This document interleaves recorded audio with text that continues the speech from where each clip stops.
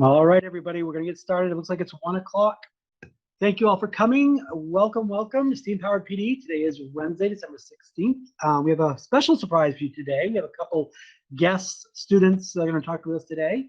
We're also going to cover a couple different questions that have come up in the last couple of weeks pertaining to Google Meet, host controls, Google Classroom, all that kind of thing. So we will start, without further ado, today's topics.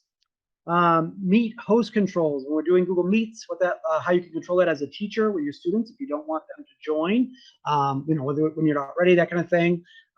Google Classroom, now that the quarter or trimesters are ending and you're moving from quarter one or trimester one into quarter two or trimester two, some tips and tricks to hopefully have that. Also sharing with Google Classroom, your classroom with the classroom account. We'll show you that and go through that as well. And then we have the hosts of the Nokomis News Show. And so we'll introduce and talk with Nancy and Paula in a little bit. So the very first thing I'm going to do, we'll do a screen share here. I wanted to cover host controls. And so the reason why is this came up a lot this last week. It's going to be a little bit meta because we're going to talk about a Google Meet while we're sharing a Google Meet. Let's see how this goes. But when you start a Google Meet, now we're using Classroom for that in Google Classroom. Click the little link, pull it up. You as the first person, this is really important, you're the first person in there, in the lower left right here, there's this little blue shield. It's like a little blue shield with a white lock on it. I click on that.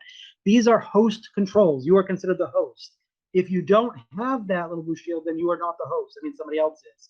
Now, there's probably not a student. It would most likely be like maybe another teacher who joined a little bit early. Or, for instance, one of the reasons why I joined this meet so early is because all of you are pretty much teachers or under teacher accounts. So if you joined before I did, you would have control over the recording. How to fix that or how to address that? Right here, there's a little slider. It says quick access. And I don't really like the terminology for that. I think it's a little bit backwards. But regardless, what quick access means is that if somebody joins, they'll immediately be in your meet. If you turn that off, that means that now the next time you start the meet, if you join, they'll have to be admitted. Now, a few of you, if you're a little bit early, I think Val was one of them that I admitted you in. What that means is that I would have to go in and say, okay, like allow them to show up here, allow them to be in.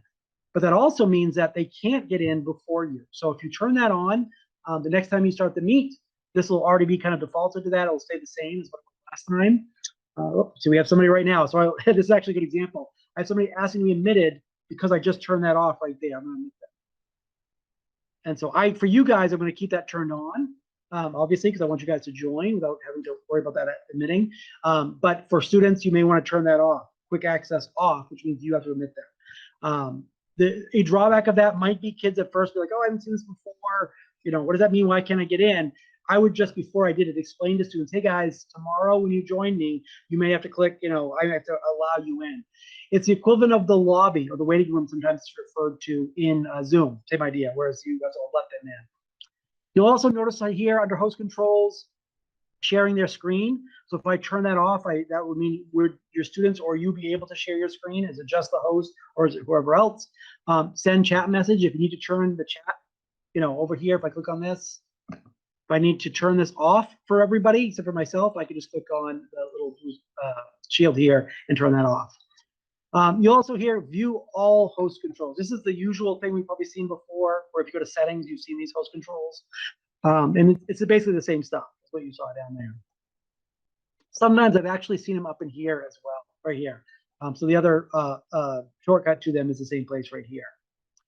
One thing that's also worth mentioning and kind of reminding people, we are still technically under beta. And what that means is some of these features, I've had people, contact me, why it worked yesterday, but now today's a bit different, what's going on? Technically speaking, these are still beta features. Now, they've been pretty solid. That's why we rolled them out to everybody.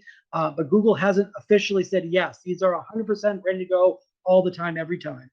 Another thing that's happened quite a few times I've seen different teachers reach out to me about is an attendance sheet. So I know attendance is something that they're still working on. It's still considered under beta. But what's going to happen eventually, once they've got all the kinks out, is that you'll be able to, at the end of a meet like this, you'll receive an email with a link to a Google spreadsheet that has a list of all the users that were in that meet. It's funny because I've had it happen a couple times, but not every time, not consistent. So I'm not sure exactly the time frame when that's going to be rolled out. Hopefully sooner than later. Those are the kind of things that the reason why they're not, consistently working every time is because they're technically considered beta. Another thing that is actually out of beta, but we're going to talk about is we mentioned about Google Classroom. So if we go to, let me just jump in here. I just want to make sure I answer a question. The question from Darcy. Do you have to do this at the beginning of every meet or using the same link? So no, you have to do it once. So for example, if I come into my host controls right now, and if I turned off quick access, and then we all signed out, we all left, the next time I pulled this up, this would already be off. I wouldn't have to redo this again. So that means that then for the next one, it would be engaged. It basically saves that setting. Good question. All right, let's look at Classroom. So you guys are familiar with Classroom, of course. Two quick things about Classroom that I wanted to share, just regarding questions that I've had and people have asked me things. One is, and this is one that we brought up before, but just a quick reminder, every classroom, if you have a Google Classroom period, should be shared as a teacher with the Classroom, generic Classroom account. So what you do is in your class, if I click up here under People, the People tab, and in the upper right, there's a little guy, I guess, or a little icon with a little plus beside him. The account is Classroom. And actually, if you start typing, it'll probably pop right up. Classroom at rsu19.net. Every classroom should be shared with that. And the reason why that's so important is I've had a couple of times where people ask me to help them for different reasons. Like, hey, can you look at this classroom? My Google Meets being weird or whatever it is. With this account, we can jump right in and hopefully solve the problem or at least look at it. Without it, it's really problematic. So no, not the end of the world if you haven't done it yet, but please just get in the habit. So if you create a new Google Classroom or anything, you just share it with this account, this kind of placeholder dummy account that we can use to access. So appreciate that. The other thing has to regards to going from either quarter one to quarter two or trimester one to trimester two or whatever, kind of making that shift. Now we know one of the issues with in grade, the gradebook component, there really isn't a single button you could push to just magically have them all kind of, oh, this is all quarter one stuff, go away. We've been looking into it, kind of finding different solutions. There are a couple different ways of doing it. The kind of scorched earth method could be create a whole new Google Classroom. Now you could do that for quarter two. Obviously, there's lots of issues with that. You have to get kids to rejoin and all kinds of stuff. So that could happen. That's pretty messy. The other way to do it, and again, I wish we had thought of this at the beginning of the year. Full disclosure, we didn't. We didn't really think of it till now, but here we are. So in the settings in Google Classroom, right up at the top, that little gear is on the upper right. I scroll all the way down here under grade categories.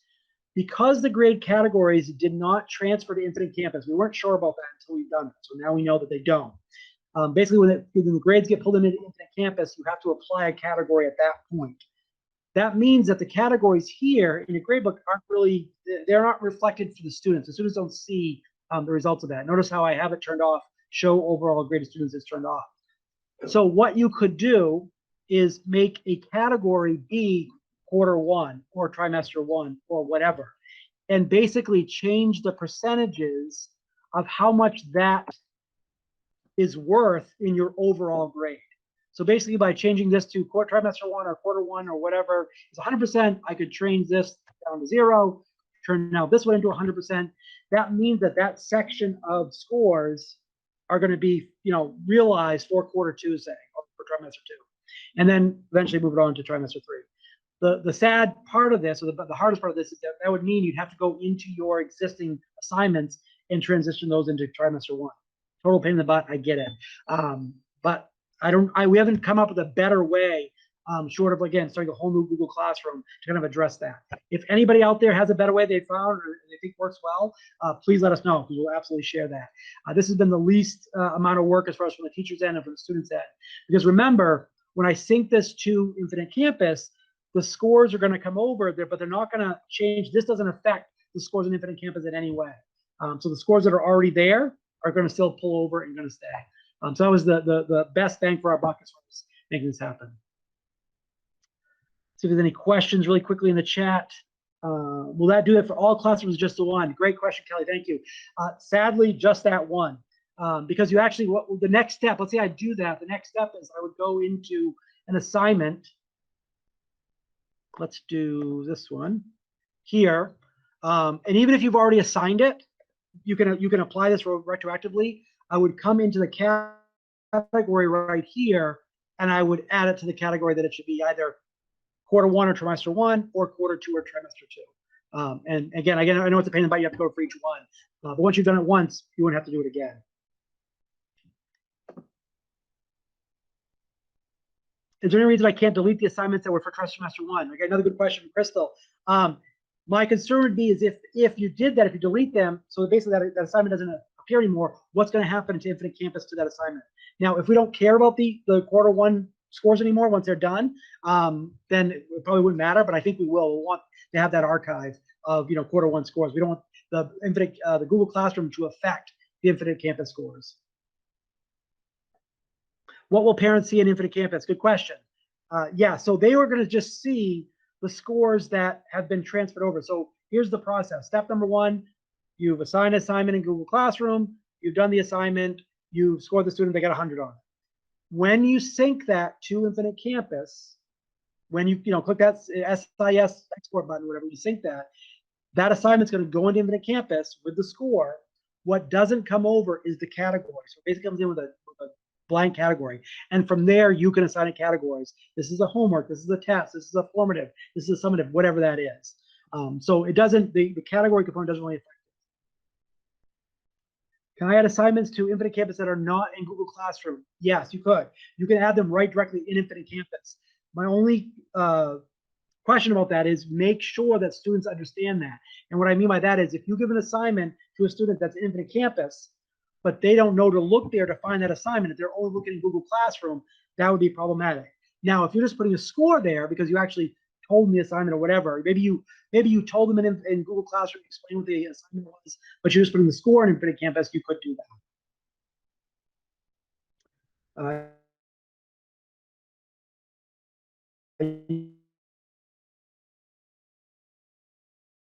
You would think it would affect the investigation, but do a test run first. What I mean by that is, let's say you delete one assignment just to see what happens. Run it through. If it doesn't affect it, you're good to go, then you're fine. Awesome. Thank you guys. Great questions. I really appreciate it. Any questions, again, obviously throw them in the chat and we'll do our best to kind of answer them. All right, so that is that. I now would love to introduce, let me do a little switch up here, switcheroo. Turn this off. I'm going to stop presenting. I have a couple students with us today. So Nancy and Paul, if you guys would turn your camera on. Let me change my layout so we can see everybody.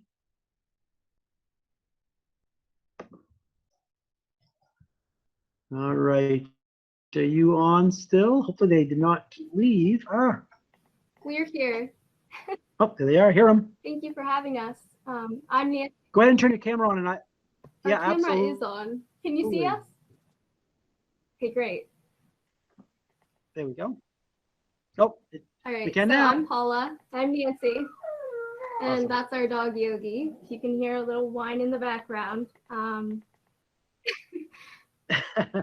So why don't we start off by telling you what we've been up to. At the beginning of this year, we were noticed for having produced a video, a freshman advice video, if you will. And so that led to Mr. Brown talking to us about his ideas for a Nokomis news channel. 1 second, Yogi, no. So we've been working on producing a Nokomis school news channel. And this channel is about engaging the broader community in what's going on at Nokomis, and specifically it's about highlighting what embodies a Nokomis warrior. So each week we're hoping to produce a video each week, and the rundown is going to kind of go through a COVID update, like what's going on at Nokomis, are the rules and regulations still the same. It's also going to involve a student feature and a teacher feature. We are putting our feelers out in the school community for cool stories and cool projects, and we're trying to get people involved in the process.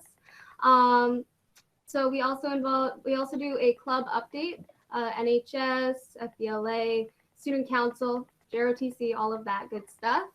And yeah, overall, this is just meant to kind of embody what it means to be a Nokomis warrior. So among the other things we're spearheading right now, we're trying to start our own YouTube channel. It's something that we've always really wanted to do. We're very creative by nature. I'm sorry, my dog loves to sing. That's Yogi, everyone.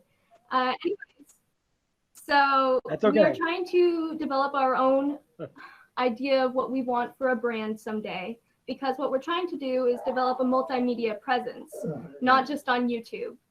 So right now, we don't technically have a YouTube channel up. We're in the process of doing that. We want to focus on a vlog/lifestyle channel that really is central to our relationship as twins, because a lot of people who know us know that she's my best friend. This past summer, during the pandemic, we tried to make light of the whole situation. Oh, I'm sorry, what was that? Okay. No, I just paused for a second. You're good. So last summer during the pandemic, this past summer, we started this thing with our immediate family where we would try to explore Maine and get to know Maine better. And we would go a different place each weekend. We went to Camden Hills. We really got into hiking. We'd go to Acadia National Park, and we would just kind of explore Maine and see what Maine has to offer. And it's really interesting because before this past summer, we hadn't done much traveling in Maine at all, and we were really kind of ignorant on all that Maine had to offer. So it was, in a way, it was a unique circumstance that pushed us to pursue new opportunities. And I might add, we're actually originally from Texas, so it's quite a climate shock moving to Maine.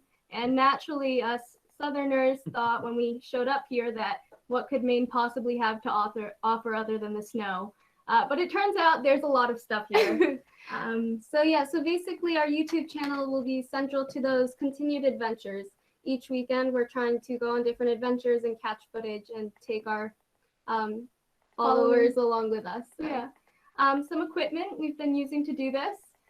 This year we asked our mom for a camera instead of a car for our birthday. It's terrible, I know. So we have the Canon EOS R camera. It's right here. So there's a lot that goes into this camera. It's a pretty piece of technology, and I just want to say, like, I'm the equivalent of the technological dinosaur. And we have learned so much since the beginning of the year working with both Mr. Brown and Mr. Kelly. We've delved into kind of some Photoshop through an app called Photopea, or a website rather. We've gone into video editing through WeVideo, which is a free platform, and we've learned a lot about it. Trust me when I say that video editing takes a ton of time, a ton, especially because we're perfectionists. We can't help ourselves. And we do hope to transition to Adobe Premiere at some point. That's a different video editing app, but that's much more advanced than the level we're ready to take on yet. And we have a tripod. This actually extends to be about as tall as I am, or up to my chin. And that's handy for keeping the camera stable. We have what I call a mousy microphone, just because it looks like a little mouse, but I don't know what the technical terminology would be, so forgive me. We have two lenses. We have the 24 to 105 millimeter lens. That's what we've got attached to this beauty right here. It zooms, so you can get pretty far with it. You can control the shutter speed with this dial. They're adjustable. You can also see that one of the cool features about this camera is that you can swipe. They have like a little swiping pad, right here, and you can set it to a specific setting like lighting, pigment, different things. So it's really a very cool piece of technology that we're still working with. Our other lens is the 40 millimeter lens, and it's a little cutie. It's a lot shorter. Crystal, we have a Canon EOS R, and I want to say that It's an update from the Canon 90D. It's just a slight update from that, but it's really good. We love it. It's a mirrorless camera. Yeah. If that helps you at all. I don't actually fully understand what that means, but it's supposed to add to the quality. So that's that. And there's this, it's great for vlogging, right? Because the screen comes out and then it rotates so you can like see yourself while you're filming. Yeah, we love it and we're still learning a lot about it. We make an effort each weekend to do these little photo shoots and to try to learn more about how to use the camera and all of that. We're having a lot of fun with it. And I guess the ultimate goal is just to develop a brand because I think personally I would love to develop a fashion line someday. I'm very creative, but that's way ahead of myself. More than anything, we just want to be a good influence on our following, especially younger girls. We want to put out a good image. Crystal, you know, I can talk to the teacher. I believe Mr. Lever has a hold of the freshman advice video, and we can try to get that out on YouTube. I can contact you and let you know. So yeah, it's really exciting. And like she was saying, like Nancy was saying, in case you already forgot who we are, Paula wearing pink. Yeah, so we're really grateful to have this opportunity to potentially become influencers and to have a positive impact on people our age. So yeah, and especially the community. I know that when I come home after a long day at school and my mom asks me, how was your day? What did you do? It's pretty common for me to reply, it was good, nothing much. But I know that as a parent, you guys really want to know what's actually going on at school. And so teacher features and student features are meant to give you guys some insight on that. All right, I'm not sure if that covers it, or was there anything else? I think that's great. No, that's awesome. So I will let everybody know that I did put the link to the first episode in the chat. So if you want to watch that at some point, these will be coming out every couple of weeks, hopefully, or 2 or 3 weeks or whatever, as far as updates. And if you at some point they wouldn't surprise me at all if you get an email from them, asking you to be a feature. So be prepared for that, and I'm sure we can set something up to have you guys interview all kinds of teachers around the district. Thank you. Thank you for having us. You're very welcome. Yes, absolutely. Thanks, Charles. Great job. All right. We're going to jump back real quickly here to awesome. All right. So the last thing, thank you, girls. And we're going to, as you know, as much as possible, we do try to have a weekly student representation of basically just talking about what they've been up to as far as in the classes. So if you have any students from your end that you think would be comfortable as far as what we're doing right here, we're just presenting to the teachers that are in the school district that would want to talk about a project they're working on or just something that's cool to do in the classroom, absolutely let me know. I'd love to feature them or have them do kind of the same kind of thing. It's super fun for everybody. The last thing I'm going to share today, kind of the last extra credit today, is going to be on a program called Class Kick. Now this was introduced by the high school math department. Caitlin Bartlett and Ellen Payne shared this in one of the meetings, and so I thought it was an awesome project. Let me help them sign in here. It's Class Kick, so I'll put that in the chat. And it's also the district has bought for a district level license. So if you do need one, let me know, and I can forward you along to Caitlin, and she can get you set up. What it does is it kind of like some of the features of, let's say, Pear Deck, where you have like a slideshow type thing, where you can see many different slides at once of different students, but with the features of more like Jamboard. What I mean by that is like it's almost like a whiteboard, a digital whiteboard. So I'll show you once it loads here what that looks like. While that's loading, I'll put in the chat the actual link. Yep, continue. Sorry, I thought I was already signed in. Here we go. So this is, you would assign work to students. And again, these are just example ones, but it looks kind of like a slideshow. So here's like the first slide. You might want them to add text. You might want them to draw. There's a lot of Jamboard-like features where you can just kind of freehand, or you can upload pictures or audio, that kind of stuff. Why this is different is back here from a student's perspective, or excuse me, from a teacher's perspective, I can view an entire classroom's work at once. So I could see all the different students. I could assign this out, kind of like Google Classroom in the sense I could assign something out to everybody. I could see what's going on. Oh, let's see, example student one, what's going on with this lesson here. I could dive right in. I could see it. I can do it live while they're working on it, or I can do it later on. And of course, you can score it and all that kind of thing. So it's kind of a neat tool that's kind of a cross between Jamboard, where it's like open-ended, free form, where you're creating, you're doing text boxes, you're doing lines, images, links, all that kind of thing, and the ability to kind of like the Pear Deck view where you can actually see everybody at once. So if that's something that you're interested in, just email myself or email Caitlin Bartlett and she can set you up. We do have a district license, so we should be able to set you right up if you want to play with that. That was classkick.com. Do the scores update or sync? Yes, they can be set up to sync. Good question. They can be set up to sync with Google Classroom. So you have to do a little bit of work ahead of time to get to the sync, and then after that, they can connect it and go from there. In fact, that's how you populate the list. Is you say you connect with Google Classroom so that the names that appear, the students are already in there, so you don't have to create a new time. Awesome. All right. Well, with that, it looks like we're wrapping up at the end of the day. I want to thank everybody.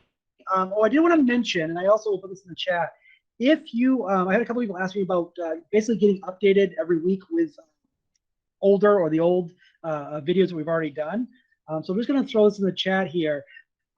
bit.ly/subscribepd, all caps, will bring you to basically my page, which is right at the bottom. There's a big red subscribe button. And so even if you don't make it one week, or if you want to see the videos or whatever, you'll just get emailed every week of the new updated video. So if that's something you want to subscribe to these, so yes, I'd love to have you here live, obviously, asking questions and so forth. But if you're not able to, you will just get a link in your email to the latest video. In fact, I do want to do a shout out.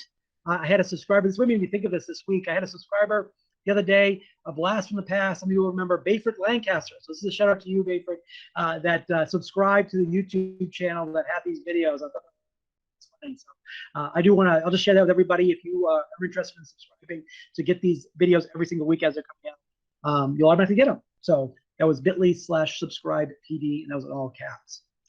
So that's a good place to end for the day. Thank you guys, everybody, for questions. Have a fantastic holiday break. I won't see you next week because we'll be stopping on Monday or Tuesday. Everybody get out there, act healthy over break, stay healthy, and we will see you when we come back.